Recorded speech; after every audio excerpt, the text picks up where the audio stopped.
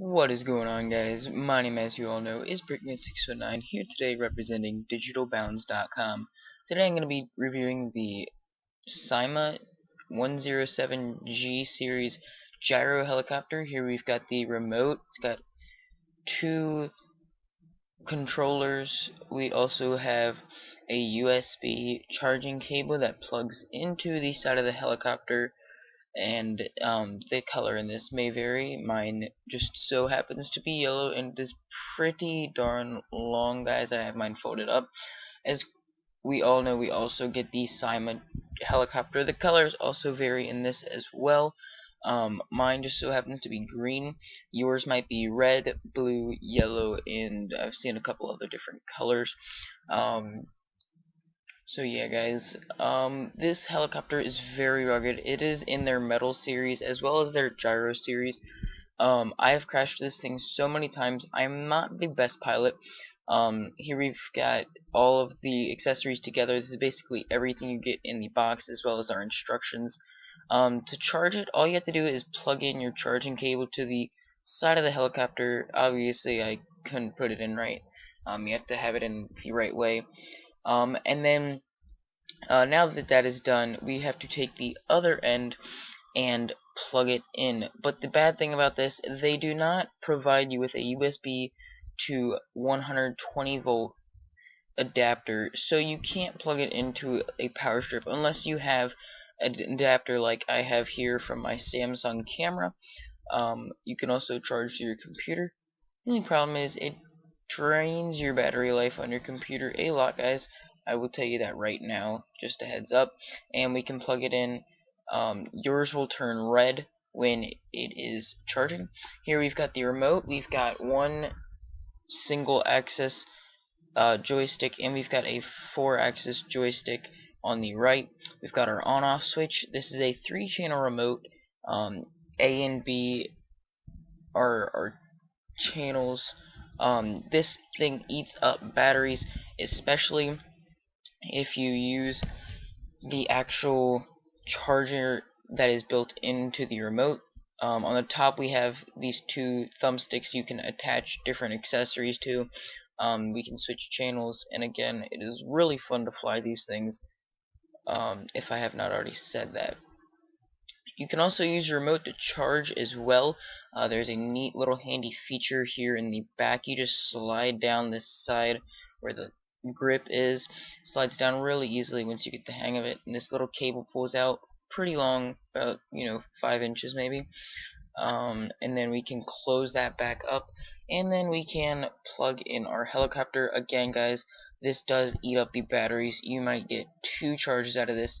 And if I didn't already mention, the battery life sucks in the default battery, the stock battery they give you. You can purchase, I believe it's a 3100 milliamp hour battery in the Syma store. Some other things, some helicopter is very nice, very rugged, like I said before. We've got our Syma logo on the side. We can see some gears. There is our on and off switch. You do have to use your fingernail, and you will see the red and blue lights start flashing, which I think is a battery waster, but it does look cool. We've got some warning labels on the top, which are not stickers. Our rudder, and just some other things. There's our charging port. I couldn't get the camera to focus there, I apologize. And yes, here's the bottom of the helicopter.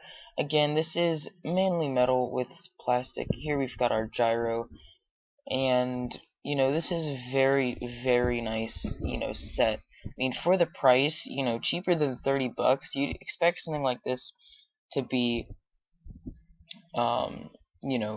upwards of 100 plus. So here we see me failing. I thought it was charged, so I'm getting ready to fly it. Now it does alter the channel, so when you turn it on, it'll basically look for a frequency, and then it will select that frequency band once it detects it. I'm sure there is a hack out there that you can, change the actual frequency that it uses to modify it. to a different remote. So you see, if the helicopter has not enough charge, it will not um, it will not take off. Basically, it says, "Hey, I can't fly." So it basically you push it in, and then it basically kind of shuts itself down. So now we have to charge this baby up, and it usually takes about 45 minutes to an hour to get a good long-lasting charge. And when I say good and long-lasting, I mean anywhere from 10 to 15 minutes of flight, depending on what you're doing. If you're doing, like some crazy long flying, and you cannot fly while you're charging, obviously. Here we've got the box. I have kind of torn it up just a bit, guys. And I do apologize. I've made it go out of focus on purpose like that.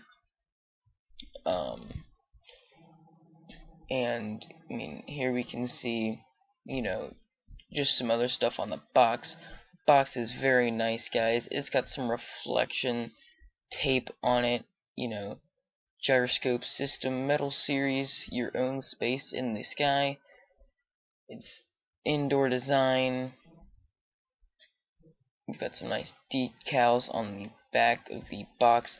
Again, I have kind of torn it up. We've got some other technical data on this helicopter, about the tail rotor and the motor and just the lengths of everything. We see the instructions inside. This is a nice carrying case for your kit here, guys. So then once your helicopter is charged, you can go ahead and pull it off of the charger, and you see it is red. There's no indication to tell you when it is fully charged. You see, if it is not red, it's not charging. If it is red, it's getting a current. In some instances, they want the helicopter to be turned on. You're gonna have to find a different USB adapter because it's not gonna charge at all. So now it's charged and we are ready to fly up in the air as I just motioned to you there. And we will be ready to fly. So again, we just flip our switch, and then once that is done, we can go ahead and get it ready. We see the green flashing light indicates that it is searching for a frequency. So once I turn on my remote, whatever frequency I put it on, A or B, will automatically recognize it, and you see it's recognized, and that green light will no longer flash.